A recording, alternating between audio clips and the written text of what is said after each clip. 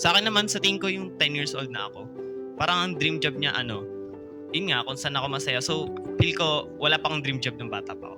Kasi masaya lang ako parang normally na maglalaro ka lang with friends, ganun. So, hindi ko pa naisip yung dream job ko nun. So, ang naisip ko lang parang, siguro sobrang saya lang ng boy kasi laro ka lang ng laro. And hindi ko pa naman napapansin sa parents ko na working pala sila. Yung pagiging leader kasi is in-earn. So, like yung respect. So, That's true. magsisimula ka, kailangan mo i-earn yung respect sa bawat isang tao. Kailangan pakisamahan mo sila ng mabuti, pakitaan mo sila ng tama, para alam din nila kung yung tama o mali yung gagawin nila sa'yo. Na imi-message ko sa mga first year na grab the opportunity kasi lalo na sa first year, second year, maraming opportunities na ma-enhance yung communication skills like broadcasting, writing skills, talagang ma-enhance kayo pagdating ng third year. So, ayun na, mag-enjoy lang tapos don't pressure yourself kasi mas lalong masisira yung focus nyo. Pray lang tapos have fun, yun lang. Ako naman is believe in yourself, believe that you can, and you will. Kasi kahit anong problem man yung dumating, laban lang guys. For me, take any job until you found or until you got your dream job, because pride won't buy a bread.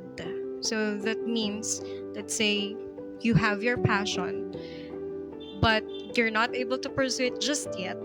I would recommend maybe grabbing other jobs or other opportunities kaysa masayang. Just so you have to prove yourself na at least may ginawa ako, no matter what, di ba?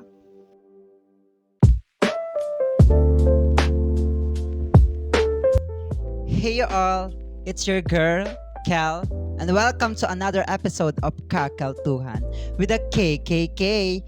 K for kamustahan, and K for kaalaman, at K for komunikasyon.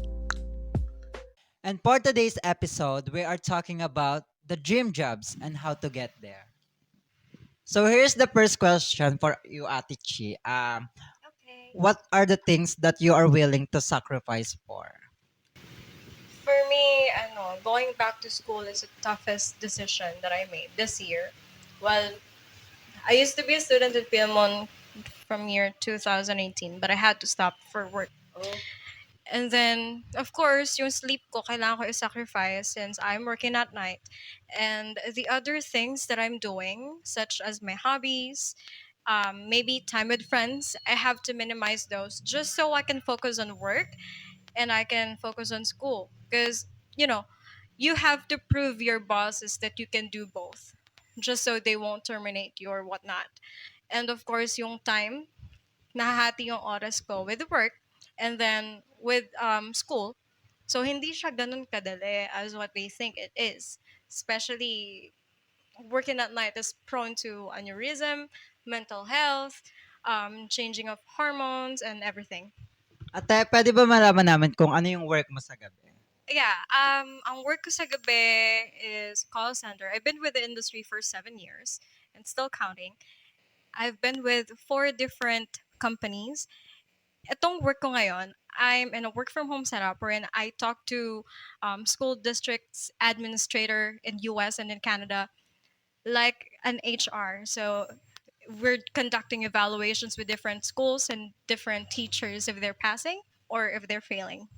So yun na nga, nasabi mo rin kanina, tama ka dun sa part na kailangan mo ng matatag o malakas na pangatawan. Kasi, Yes, pati time management. Graveyard shift ka. So kailangan mo ng magtitake ka ng mga vitamins. Yes. Kasi, hindi talaga madali or hindi biro yung isa-sacrifice mo sa ganang klaseng Totoo. work. And, yeah. As ate mentioned nga na yung time as a student and irregular student at PL mo na mahirap din talaga na sabay-sabay yung bagsak ng mga activities lalo na kapag tuwing midterms at finals. Kaya ayun, palakasin lang natin ang loob at palagi tayong stay healthy. Yun lang po. How about you, Darren? Ano yung isa-sacrifice mo? For me, siguro ngayon yung sinacrifice ko is yung job. Kasi I'll be in a 10 years, a decade na ako nag-work as a kitchen admin at Crimson Hotel. So, ayun yung pinaka-sinacrifice ko kasi this past few months, may executive chef asked me to promote as a kitchen manager.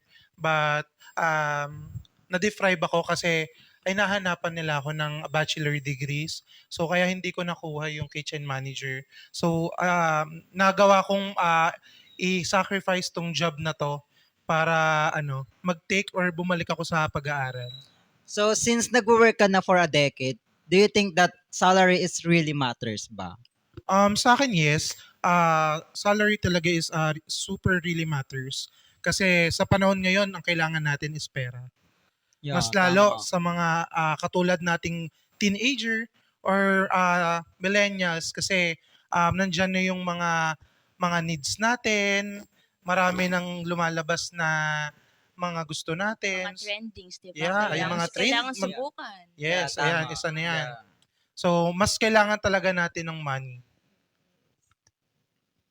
So, question lang para sa inyong dalawang may work. May advice ba kayo para sa katulad namin Ate Fortune na focus lang sa study namin? Yeah. Ganon. So I for love that. me, since yun nga, you're continuing college, after you graduate, I would say take any job na makakatulong sa inyo na will have to pay your bills basically. Kasi yung iba nag-entertain, ay gusto ko ganito kaagad. Maraming ano. Well, it's not that yeah. easy, di ba? It's not that Yes. easy. Kasi majority of the corporate worlds, they will be asking for your experiences, your skills. May napatunayan ka na ba? What are your expertise? San ka magaling? Ganon. And of course, talking about salary and then money, I would recommend doing some budgeting, doing some financing with your salary na hindi mo siya i-all out to make some expenses on your own, but you have to make some savings maybe for your investments because you don't want to work lifetime until you grow old. You don't want to do that. So I would recommend when you have your first earnings, make some savings and get an insurance. So this insurance, I'm not really promoting. I'm not a financial assistant or whatnot. But ayun kasi yung parang tinitingnan na ibang tao na ay para sa mayaman lang to. Yeah. Well, actually it's not. Hindi lang siya para sa mayaman. It's for general. You can get life insurance, health insurance, accident insurance kasi we never know what could happen with your life. Yeah. Kasi magtatrabaho ka eh. You're working for yourself. Hindi ka nagtatrabaho para For lang them. mamatay. Yeah. Diba? At eto na nga, punta tayo kay Andre. Ikaw, Andre, ano yun sa tingin mo na dream jobs mo talaga na sa tingin mo talaga ma-achieve mo to? Sa akin siguro, pwede ako mag-pursue ng job na kaya ko siyang gawin dahil sa inaaral ko ngayon. So like parang, ngayon dahil nandito ako sa BA Communication, so I think pwede ako pumunta ng industry ng television or radio broadcasting na. Pinapursue mo talaga yung pagiging, Actually, not totally na pinapursu ko siya. Kasi, first of all, ang pinaka-dream job ko talaga is architecture or engineering. So, sobrang layo niya. Pero lately, yun nga, dahil sa college courses na parang sobrang hirap Oo. kuhain nung dream job mo, pwedeng maiba ka talaga ng way. So, ayun yung nangyari sa akin, na iba ko ng way. And sobrang hirap siya kasi hindi mo naman ginusto yung kung anong meron ka ngayon. Pero, Yeah. as a student, syempre, kaya naman matutunan lahat and pwede ka man mag-aral, aralin mo lang ng aralin. And ayun, ngayon, sa tingin ko ang naging dream job ko from now is mapunta ako sa isang industry na kaya ko mag-expel and mas Yeah. makapakita ko kung ano yung kaya ko, ano yung pinag-aralan ko na hindi sayang yung binigay sa akin ng parents ko, opportunity to learn something na hindi ko pa kaya. So ako naman, ako kasi talaga, ewan ko, when I was, yung di ba yung mga kabataan pa natin, hindi tayo sure. Yeah, lalo na hindi tayo sure na ito ba yung dream natin, talagang makukuha natin in the future. Ay ako naman kasi paiba-iba ako ng future. Flight attendant, may mga ganun akong fantasy sa buhay, Teacher, di ba? Yung professional talaga na dream job natin. Pero ngayon talaga, pinapursue ko talaga ang pagme-makeup since I am a makeup artist talaga. Yeah, sayang din kita, oy. Pero at the same time, piniperso ko na yung dream kong job. Meron pa akong, nag-explore pa ako sa ibang job na gusto ko talaga, na which is, I'm happy to do that. Like, I'm want to, yun na nga, flight attendant. Gusto ko talaga travel, mga kapanahon na nun. Sarap kaya libreng travel na wala kang expense na gagastos. Kasi you are a flight attendant. And you are free to travel. Kasi nga you are. And yun na nga, moving forward tayo. So ito na nga guys, this is a general question for us. What is your specialties ba? Friend, kanina nasabi mo, na-touch ako dun sa sinabi mo at maganda yung dream mo na gusto mo maging makeup artist at flight attendant. So, sa field natin na BA ko, marami kang opportunities na makukuha dyan. Unang-una, yung pag-makeup artist mo, pwede kang maging freelancer sa isang mga film, sa taping, Company, 'di ba, sa yeah. taping, sa shoot. Kapag once na naging kilala ka nila, pwede ka nang kunin ng GMA, yung mga ABS-CBN. So, ayun. Tapos kung magiging flight attendant ka, kung di natin ma-pursue yun, pwede kang magpaano, yung kunwari na biyahe ni Drew, nung Jessica Soho, Doing a tapos, vlog. oo, yung Yeah. documentary, tapos magka-travel, food vlog, ay marami kang opportunities, kaya push mo lang tong BA Com kasi maganda Yes, talaga. Yes, that's true. Well, actually, ang MASCOM or BACOM is they call it yung course na jack of all trades. Kasi you know why? Let's say makeup artist ka. You need to know how to communicate with clients. You need to know what's the professional approach. Architect, syempre may clients din yon. Paano mo siya kakausapin? Paano mo siya babulahin? Advertisement, pwede Yes, din yun. advertisements. And then sa kitchen, 'di ba? The way on how you will communicate with your team, paano mo sila kakausapin, paano yung approach niyo. Of course, in my job, current job, na ano ba yung tamang way kapag ganito yung personality ni customer, aggressive, passive aggressive, anong approach ko para sa kanya. But honestly, Bacom is such a big help for me kasi ang gusto ko talaga is to be a lawyer. So, malaking step to on how you will approach kung ano yung tama mong sasabihin pag nasa korte ka na, on how you will defend Yeah, oo. it. Kasi 'di diba? ba parang so mas common sa atin yung specialty as sa communication. Parang magiging pinaka-biggest natin yung kickstart sa dream job natin, no? Na we can communicate in any people or other peoples na kailangan nating makipag-gel in with na kasi kung may trabaho ka na hirap ka makipag-communicate, paano ka nun magiging okay sa boss mo or sa katrabaho mo, di ba? Mahirap yung Mahirap magiging yun. setup mo.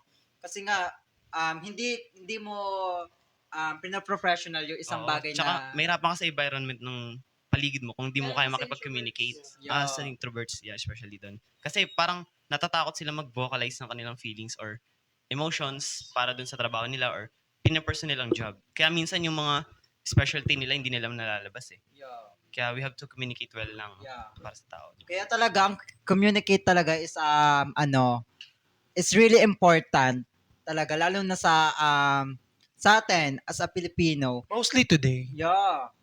Kasi lalo na ngayon, nakakaloka talaga. Karamihan sa kapag hindi nila naiintindihan yung, ano ba, yung mga, yung mga ganun. Hindi nila maano sila. Yeah, kasi nga, tama Misinterpret- ang word. misinterpretation. Nila yung Yan. nasasabi ng isang tao. Kasi minsan din magkakaiba ng humor yung tao eh. Yeah. Or mindset. Minsan yung iba magiging sarcastic lang sila. Ay yung iba naman Yun. serious. Pagbiro lang pala Pero ganun. para din sa ibang tao, offensive yun. Kasi di sila aware sa Yung ibang humor. tao. Ganun. Humor ng Yung tao. sarcastic. Yung kasi doon is yung language barrier. Mostly here in the Philippines. So, I agree sa mga natin. So, sa akin kasi, napagdaanan ko din siya through, din kasi. Kasi I have my boss, he's, like, in Paris, he's Italian. So, Italianish siya. So, French. So, medyo pagdating sa language, barrier, may language barrier kami. So, medyo nahihirapan ako makipag-communicate sa kanya kasi yung English niya is medyo barok din. So, syempre, ganun din ako. So, kaya tinake ko rin tong opportunity nito to take a back home para yung communication skills ko is maging mag-expand para matutunan ko kung paano ako makikipag-usap o makikitungo sa ibang tao, mas lalo nasa part ako ng hotelier. So sa laki ng hotelier, maraming tao kang makakasalamuha. Marami kang iba't ibang klaseng tao, internationals, domestics man 'yan. Marami kang makakausap na iba-ibang lingwahe. So dahil itong bakom na to, malaking naitulong nito para sa akin to communicate mas lalo sa iba't ibang lahi. So ayun na nga guys, meron nakahanda ako ditong questions from my previous vlog or podcast. Ito, may nagtanong dito from Maris. Ang sabi ni Maris is, what motivates you to keep going every day? Starting you, ikaw. Of course, me first, my family, my goals, and yung mga tao na pinamotivate ako na magpatuloy lang sa buhay. Lalo sa akin na nag-aaral pa lang ako, syempre medyo duda pa ako about sa plan ko sa future. Yeah, Wala yeah. pa nga akong plano kung ano eh. Baka Kasi tambay Iba lang yun. talaga, yeah. Pero ayan, speaking of what motivates you, pero how about the strength and weaknesses natin? Kasi madalas, meron naman tayong motivation, pero hindi natin alam sa sarili natin kung saan ba tayo malakas, kung saan ba tayo mahina. Kaya minsan, yung motivation natin, yun yung nagpapadown sa atin. Kasi hindi pala natin siya kayang parang panindigan. Ganon. That's the word, panindigan. How about you guys? Akin siguro yung pinaka-strength ko dito. Since yun nga, I'm working in communications industry. Alam ko kung paano i-approach yung tao in a professional way or maybe sa medyo bardagol na way. Ganyan. Pero ang pinaka-weakness ko dito minsan kasi nananalo sa akin yung pagiging impulsive na, let's say for example, dumayo kami sa ibang lugar sa Marian, San Pedro. So, may nakita ko nagpo-poso. Yung nagpapump ng tagal ko na kasi hindi nakakita nun at hindi ko pa ever natatry yun. So, sabi ko, Nanalo sa Sabi ko, intrusive thoughts. yes, nangyayari yun. Yun ang pinaka-weakness ko. Like, hindi ko siya ma-manage. Ate, pwedeng pa-try. Eh, ang dami kong kasama. Nagulat sila, huy, ate. Parang, Yung out of the blue, bigla kang Out of nowhere. Out of Yeah. nowhere. Oo, kahit hindi ko siya kilala. Ate, pa-try nga. Thankfully, mabait yung tao kasi na-approach ko siya ng maayos na pwede pa-try, ganyan. Pero yun nga, yung intrusive thoughts, being impulsive, yan ang hirap-hirap i-manage para sa akin. Bigla kang mawawala sa routine Oo, mo, diba? Parang hirap nun. Isang Pag may bagay. napansin ka isang bagay, parang mawawala ka sa goal mo. Kaya ayun talaga yung weakness. Ayun nga din weaknesses ko na kunwari, 'di ba? Set na yung mind mo, set na yung goal mo. Tapos kapag may nakita kang isang kunwari job, uy dito tayo. Pero di natin alam na minsan hindi din maganda yung padalos-dalos. Oo. Kaya always seek God first muna kasi talagang ayun talaga God's timing. Kumbaga, think before you click. Mm-mm. Parang Kasi ganun yung ibang siya. tao parang happy-go-lucky lang minsan Oo. sila. Mahirap. Yung go with the flow. Oo, Yung kasi nagmaganon masaya yung sila dito, kanilang dito sila. Minsan ganun. kapag Matcha.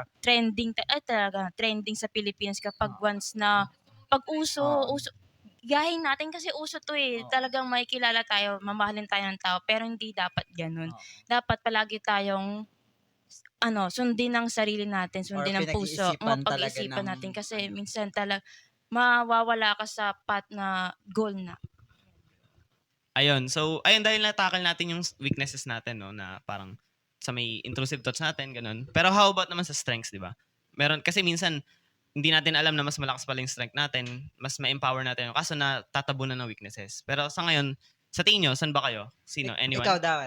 For me, ang pinaka-strength ko talaga is siguro yung magpasunod ng tao.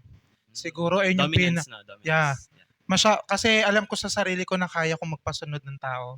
Kasi syempre I'm working in 10 years. So humawak na ako ng almost 100 people, mas lalo sa hotel. So ayun yung naging strength ko to convince, then to give one order sa mga tao ko para sundin nila ako.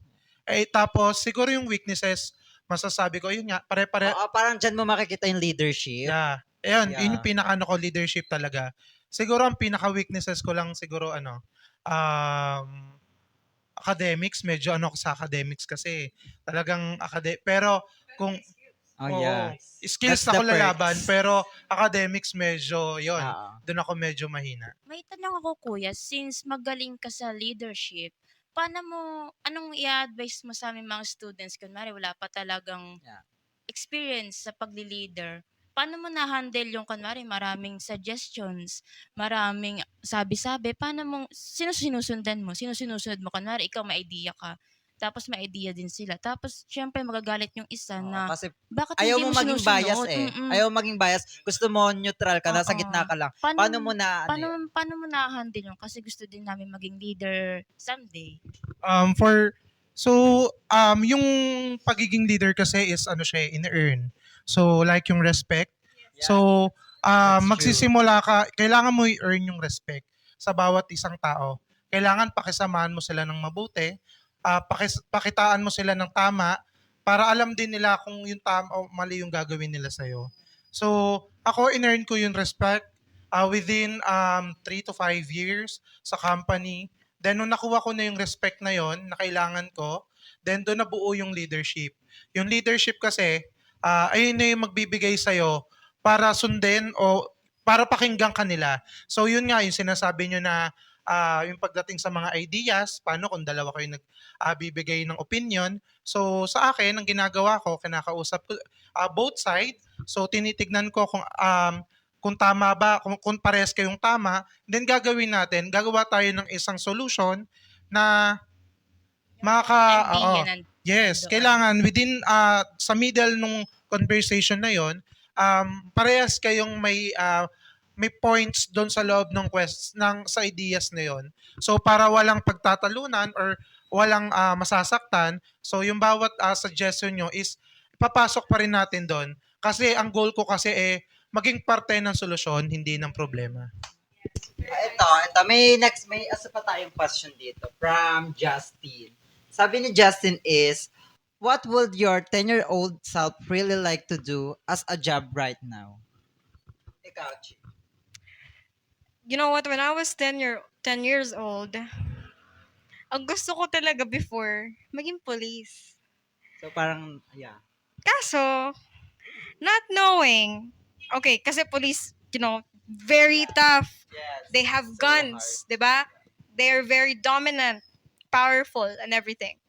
But I didn't have this enough knowledge that they have some requirements or qualifications for you to get into the training. Ang akala ko basta matapang ka goods na. I was just 10 years old. I didn't know na hindi na ako tatangkad. Ang minimum qualification for women na magpupulis ay 5'2" or 5 flat yata, parang ganon. And then I tried inquiring sa BFP kasi gusto ko maging public servant. So totoo yan. Before, ang mahigpit Oo. sila sa height requirement, Height requirement, diba? oo. Napakahigpit lalo na kahit saang Yes. industry ka pumasok. Oo. So, nung nalaman ko na, okay, this is just height limit, so be it. We don't have anything to do with that. Hindi na kinain ng Cherry Fur, but believe it or not, I took Cherry Fur when I was like 7 years old up until I reached 12. We did not see any changes. Imbes na pag ganon, naging pag ganon. Yes. Yeah. So, wait. Tapos, sabi ko, why not maybe law? It's such a long process. But, come to think of it, pipirma ka. Magkano pirma mo? It's 3,500 pesos. Naging It practical na depends. lang. It depends. Yeah, it's being practical. It depends din kung ano yung pipirmahan mo. What more, you show up on court and you're a private lawyer, mas doble yung kikitain mo doon, Yeah. di ba?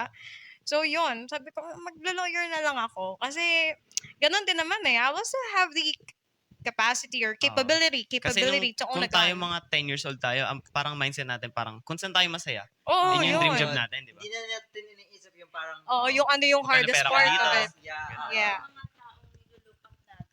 Yung mga taong nilulook up natin, yung gusto natin maging kunwari, Oo. teacher. Teacher po ako, gusto ko maging teacher, Yeah. doctor, police. Yan talaga yung tatlong yan. Pero as you grow older, talagang Mas Ano- nare-realize. ano ba And talagang check mo gusto yung ko? practicalities na parang, ay, dapat pala yung sa may medyo maraming pera ko. Pero well, hindi naman natin masisisi yung sarili natin kasi bata pa tayo that Yeah. time eh. Part of maturity Kumbaga, lang naman yeah, siya. Hindi pa natin alam yung Oo. magiging Kaya, consequences. kaya kapag usapang bata talaga, nag-e-enjoy tayo. Oo. No? Kasi sobrang inosente. Talaga, Ganun. minsan nga, kahit nasa ano ka na, senior high, di mo pa rin alam Oo. gusto mo no? Minsan nga Yeah. may bata na pangarap niyang pumunta siya ng ibang planeta, ganun, Yeah. Minsan etc. nga, di ba, Yung Oo, so much yes. impossible na. gusto mo pumunta ng Amerika, mag-work doon as, ano pa yung work, basta. Tsaka hindi natin alam yung hardships dati pag bata pa tayo na parang akala natin masaya lang siya, level 1 to 10 lang, ganun. Pero hindi mo din nasa. Kaya nga minsan magsisisi ka na, ay sana pala bata na lang ako magdamag. Or Oo. parang forever, I was a kid. Yeah, adulting stage. Yeah, and ayun. Sa akin naman, sa tingin ko yung 10 years old na ako, parang ang dream job niya, yun nga, kung saan ako masaya. So, feel ko, wala pa akong dream job ng bata pa ako. Kasi masaya lang ako parang normally na maglalaro ka lang with friends, ganun. So, hindi ko pa naisip yung dream job ko nun. So, ang naisip ko lang parang, siguro sobrang saya lang ng boy kasi laro ka lang ng laro. And hindi ko pa naman napapansin sa parents ko na working pala sila. Kasi di ba yung ibang bata, sobrang enjoy lang sila sa Oo. play lang, laro lang, outside lang with cousins, tito, titas, ganun. And pag Pasko lang masaya na parang, uy, pera, Pasko. May laruan, bibigyan ako. Yeah, hindi Birthday. natin iniisip yung mga anong bagay. Basta ang Oo. mahalaga. Halimbawa, pag mga Christmas, pag ano lang tayo, may bago tayong damit, nasusuotin. Kasi we're just a kid lang. Pasko, yan lang Yeah. iniisip natin when we are at 10 years old. Yeah. Pero eto guys, sa tingin nyo, sa ngayon, nagsisisi ba kayo na hindi kayo naging ready nung bata pa kayo na parang 10 years old pa lang, dapat pala naging, may iniisip na akong ganito na ipapursue ko, ganun. Meron bang something na pag pinagsisisihan nung bata ka na hindi mo ginawa? For me siguro yung dream. Kasi when I was elementary, ang dream ko talaga is maging katulong. That's kala ko ang taas na noon. Sobrang taas na ng tingin ko sa katulong be. So, tinanong ako ng teacher ko, paglaki mo anong gusto mo, 'di ba? Yung iba police, teacher, bombero, doktor. Ako nung tinanong ako, ang sagot ko katulong.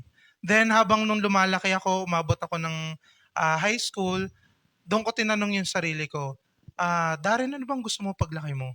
Parang doon naputol yung dreams ko na ano ba talagang gusto ko? Ayun yung pinaka-ano ko talaga. Ako nung 10 years old ako, wala akong pinagsisihan. Dahil alam ko kasi, bata pa ako eh. Kumbaga, ang ginagawa ko, enjoyin ko yung gigising ako, maglalaro ako sa labas. Yun yung wala ka pang problema. Yung hindi ka pa talaga mulat o hindi mo pa alam Pero talaga may yung problema nangyayari ka sa na mundo. nun. Ang problema mo, paano ka makakalabas ng tanghali? Yes, tapos makakapaglaro ng hapon. Yun na lang yung problema. Yes. That's true. Yan. Tulog muna bago laro. Yan Yes. ang mga ano natin. Pati hindi pa uso dati talaga yung mga cellphone gadget. Lalo na Wala. ngayon. Napakaano ngayon ng bata, yung ang tawag dito, yung pag hindi mo binigay, Sobrang spoiled. napaka-spoiled ng mga bata ngayon. Yes, that's true. Kaya ang sarap talaga sa pakiramdam na wala kang pagsisiyan kasi nga na-enjoy mo yung bata ka eh. Kasi iba-iba naman siya ng perspective. Depende sa era. Yeah, ng sa era. situation. Yeah. Yes. Kasi kung dati parang less, gadgets. Today kasi siguro yung mga 10 years old ngayon, parang wala Well, sila dun sa actually, pag-pursue. Kahit 3 years old, Yep, Oo, meron. kahit grabe meron na toddlers. yung agad. ano ngayon. they own their own gadgets na eh. Pero para sa akin, may mali din sa part na yun sa mga parents. Kasi nga, kulang sila sa proper guidance. Which is dapat bata pa lang, tinuturuan na yung mga basic pa lang. Basic manners, basic Good- Etiquette. etiquette, GMRC. Yes, that's true. That's the really important. Pero sa akin, when I was 10 years old, I really thought that masusundan ko yung path na gusto ko. Elementary, college, elementary, high school, college, ganon, then get a job. Tapos, nangyari, syempre, I was in a very strict family. Knowing that, yung typical na laro sa labas, patintero, piko, Chinese garter, hindi ko alam yon. I only learned that when I was 12 years old. Saling ket-ket pa ako noon. To think na yung mga kalaro ko, they're 9 years old, pero ang tataas nila tumalon, ha? Oo, pati yung patotot. Hindi ko alam what's patotot, ganyan. Tapos, since yun nga, nalipat ako dito sa Muntinlupa. I was from QC. Sa QC kasi, I was in a parochial school. So, parang talagang, ito na yung landas ko. mag-aaral, then tatrabaho. And then, since parang naging medyo pakawala ako ng very light, naka-explore ako ng friends, circle of friends. So, yung path na pinapangarap ko when I was 10 years old, na mag-aaral ako sa UST because my grandparents are in UST, they're professors, hindi siya nasunod on what I planned it to be when I was younger. Pero when I was 18 years old, after I gave birth with my daughter, talagang pinipilit ko siya na eto dapat magka-college tayo. Kaso medyo wala talaga, hindi talaga kaya. Kaya I always let my classmates know kasi irregular student nga ako. If your parents are striving, doing their very best to send you to school, not letting you get a job, do it. Do your part. Because it's not really that easy to divide yourself working and then studying at the same time and maybe financing your family too. Sobrang hirap na kasi mag-iisip mo, budget ka face-to-face na next week. So, ano yung allowance ko? May babayaran kami, may shooting kami, yari. So, yung iba, tinatamad. They really think that working is very easy, very enjoying. Hindi madali. Yeah. Hindi madali. Stress ka Makikisama lang. ka. Yes, may stress ka sa environment. Like, shit, Monday na naman. Yeah. Di ba? Isipin mo na naman yung Monday na naman. panibagong pakipagdigmaan. That's true.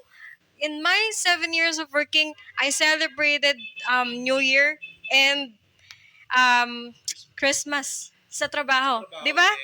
Lalo na sa hotelier, pabago-bago yung oras yan. Pwede pang umaga ka, pwede pang gabi ka. It depends kung kailan yung peak season. Yeah. Most likely, doon ako nagpapaskot nagbabagong taon sa hotel. Diba? So, may rooms na ako doon for Imbis na sure. enjoy mo yung mga tawag dito, Christmas break or yung mga ganun, nandun ka sa work mo. Yes. Maipasok ko lang. Bali, yung first time kong magpaskot bagong taon sa work, super, para akong isang, yung para ko FW. Umiiyak ako sa veranda ng hotel. Tapos nakikita ko yung mga fireworks. Tapos iniisip ko, nagnonoche buena yung pamilya ko. Tapos ako, kumakayo, nagtatrabaho. Tapos yung mga nasa loob ng hotel, kumakain sila. Ikaw, for the linis ka ng mesa, for the asikaso ka ng mga guests. Ma'am, anong gusto nyo? Kain na po kayo. Ikaw, parang gusto mo mayak na, Lord, tama pa ba itong nangyayari sa buhay ko? Parang, talaga bang ganito mangyayari sa buhay ko? Dito ba ako magpapaskot magbabagong taon? Ganun yung nafe-feel mo pag nasa company ka, tapos doon ka lahat ng occasions nasa company ka, hindi mo nakakasama yung family mo. Pero yun yung yun yung reality na maraming pros and cons Yeah. sa work, which is hindi pa alam ng mga students, Oo. especially us na hindi pa nakakatry ng work. So parang ang dream job natin is sana yung smooth, yung walang ganto, walang Walang flaws. ganito. Pero, ano naman yun? Wala namang trabaho nagsisimula sa mataas, di ba? Yeah, ganun. Ano ka muna, kumbaga step by step, bago mo ma-achieve. Hindi yung porket nakatapos ka ng gantong Oo. ito na agad yung matarating mo. Yun yung ina-expect kasi ng iba di porket nakapagtapos ako ng ganito. Niisip ko na, ito agad, ganto na agad ako. Yung standard natin, Lalo na kung may iniit title natin, ka, pero di ba? kaya tayo na people disappoint kasi nga, ini-aim agad natin yung ganong posisyon. Which is Expectation dapat, versus reality. nag-start tayo from the lowest part. Yes. Did you guys watch this kind of vlog sa Facebook or sa TikTok maybe? Yung, what is your expected salary? Yeah. Yeah. Di ba Di ba? natatanong yan pag during interview din? Yes, Pinakaumpisa. expected. Well, actually, itong segment na to na napanood ko, expected salary. Itong interview kinonduct to sa labas ng university. Well-known university like DLSU or maybe Ateneo. And you know what? Their expected salary ranges from 40,000 pesos. Yeah, I watch it. Yeah. 60,000 pesos to maybe 100,000 above. Mind you guys, it will take really years for you to take that big salary. Depends sa position, di ba? Depends Yeah, on it position. depends And pa. you will have to start from the bottom because you have to show them what skills do you have. What do you have to offer? And ayun, so guys, para ma-settle natin tong usapan na to and napakagandang topic to pursue a job na galing sa atin. Ayun, bago tayo mag-end, syempre, hingi muna tayo sa isa't isa ng napakagandang motivational phrases, sentence, or word na bahala kayo kung ano sa tingin yung makakatulong sa mga inspiring students para mag-improve sa kanilang pinapursue na job. How about you, Ate Fortune? Para sa akin, syempre, as a third year third year student na irregular, na ime-message ko sa mga first year na grab the opportunity kasi lalo na sa first year, second year, maraming opportunities na ma-enhance yung communication skills like broadcasting, writing skills, talagang ma-enhance kayo pagdating ng third year. So, ayun na, mag-enjoy lang talaga, mag-enjoy lang tapos don't pressure yourself kasi mas lalong masisira yung focus nyo. Pray lang tapos have fun, yun lang. Ako naman wag niyong madaliin, enjoy lang and always look at the bright side. That's it.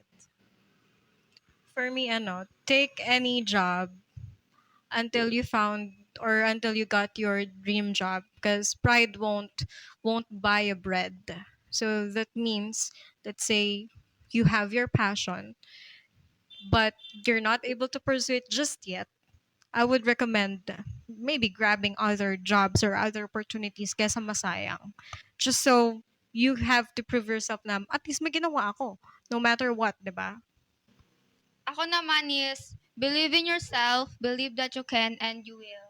Kasi kahit anong problem man yung dumating, laban lang guys.